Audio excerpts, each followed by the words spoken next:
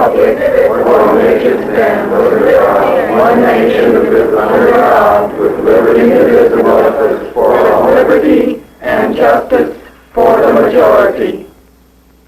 For the majority? What would you say to the statement, the government should prohibit some people from making public speeches? In a national opinion poll of young people, 25% agreed. Was that freedom for all? What about the police or FBI may sometimes be right in giving a man the third degree to make him talk? 45% agreed. Well, is that justice for all? Or with exceptions? Liberty and justice for all of us nice people. But what about those other people?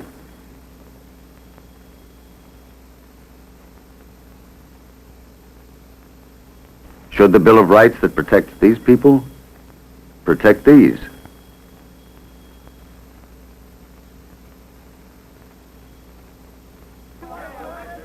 Should people with unpopular ideas who criticize the government be stopped from expressing their opinions? Some would be happy to stop them. You want them back there out of the shop. You want them out of the shop. That's right. You want to make communists out of them. Did you get that on your finger? That's what I'm American. 21 scared American. You are now blocking a public thoroughfare. We are not concerned with your There may come a point when the government steps in with force. thoroughfare, namely the sidewalk. What should that point be? Keep it going. What is right? What is fair?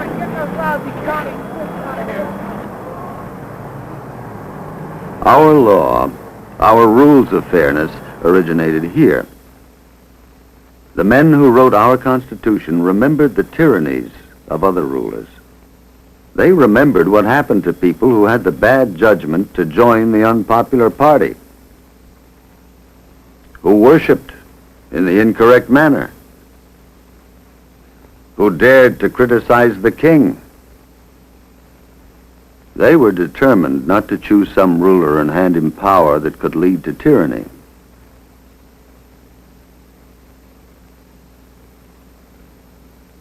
They introduced the idea of making that future ruler responsible to the majority, representative democracy.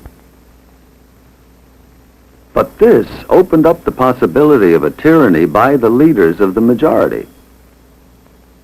What was to prevent them from using the awesome powers of the new federal government to crush the opposition? That government of the majority could pass laws by which people disappeared without a fair trial.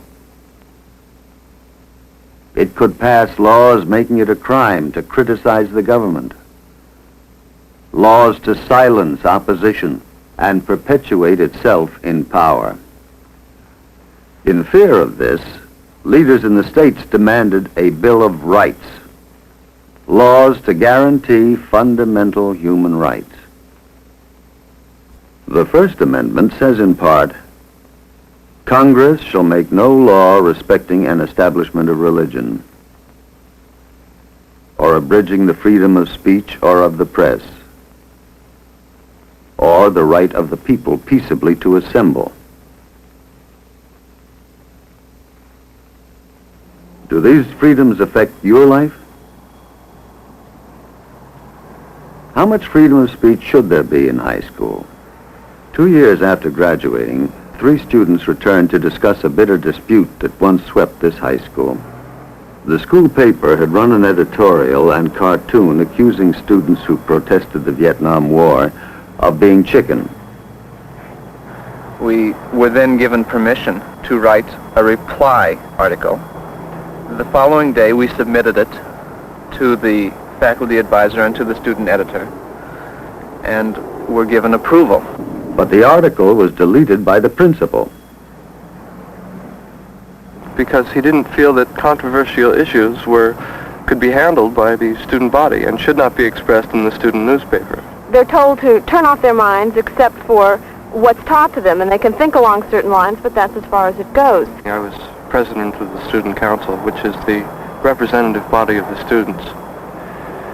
And the fellows who started the article and had it censored felt that they needed to bring this to the attention of the students. And one of them, after some juggling so that we could put him onto an agenda which also had to be approved by the administration, made a motion to censure the administration, which was carried. And that's when the trouble really began. The student was suspended. I can see where the administration would worry, however, when controversial issues are raised, but I would think that if both sides are given, equal voice, then there's no real danger that the school will appear to be taking a partisan stand on it. We didn't have a means of doing it through our own paper. Our letters were censored. Our articles were censored. Our speech was censored. I couldn't make a speech in student council. The meeting was dismissed on me. Our motions were censored. The whole thing was censored, and no recourse. We were juveniles, and they were within their rights, except, whatever happened to the Constitution? What might happen when a government does this to adults? When students disagree with the principal's authority, how can differences be resolved? What rights should students have?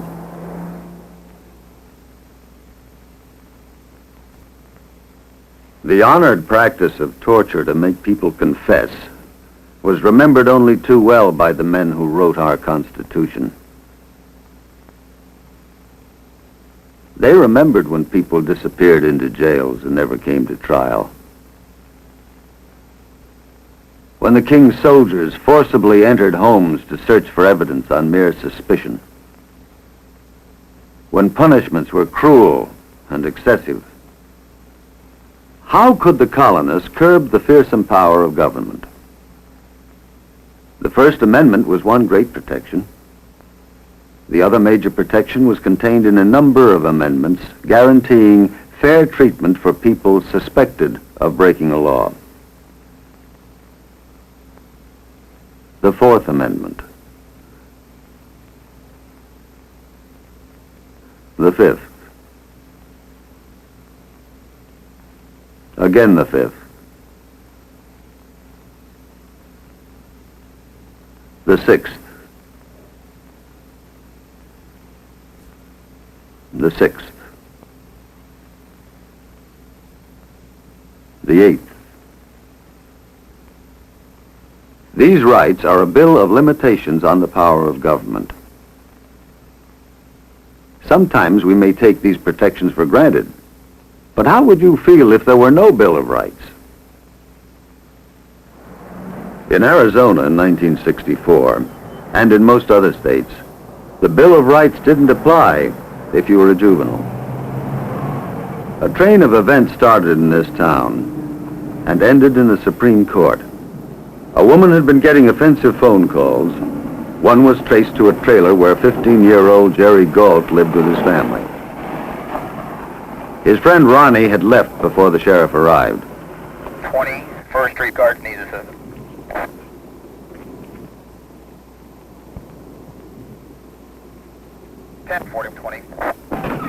Okay, Jerry. What'd I do? I didn't do anything. They didn't have a warrant or anything for me. He should have said that I was under arrest and what I was under arrest for. He didn't tell me that I could remain silent if I wanted to, or I could have my attorney present. He just told me that his boss wanted to see me. So I told him that Ronnie had been in there and used the phone. Then they brought him in and he blamed it all on me. Then they took us up to the detention home. At the detention home, Jerry was questioned without being told of his right to remain silent. No notice was given of the charges against him.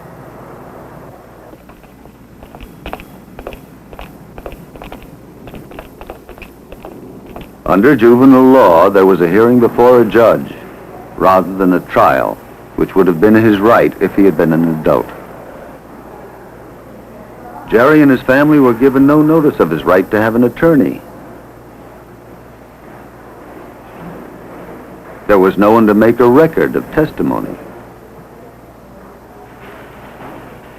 The woman who complained about the phone call didn't appear to be questioned. No witnesses, no cross-examination, no appeal. The decision of the judge was final. When I sent Gerald to the industrial school, it's my hope that he would see that he'd have to become amenable to discipline. It was quite evident that he was not getting it at home.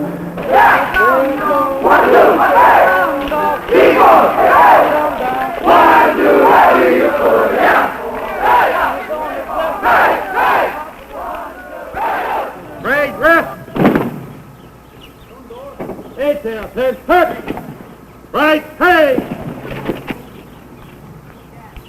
Flag salute.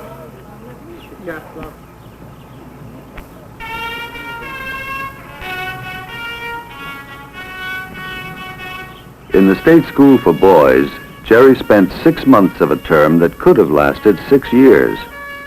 Maximum sentence for an adult, $50 or 60 days.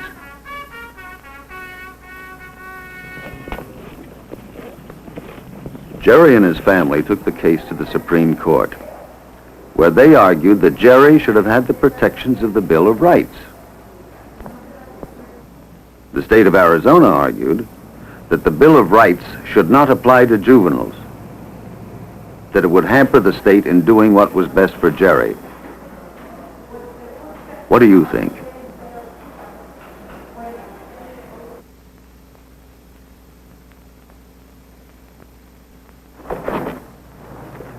The question of fair treatment isn't an easy one.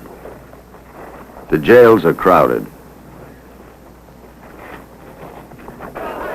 Angry critics of the government sit down in civil disobedience.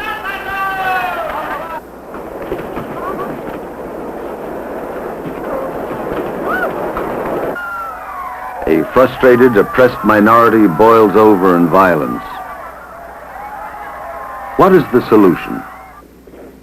More police power? Will the reaction to more police power be even more violence?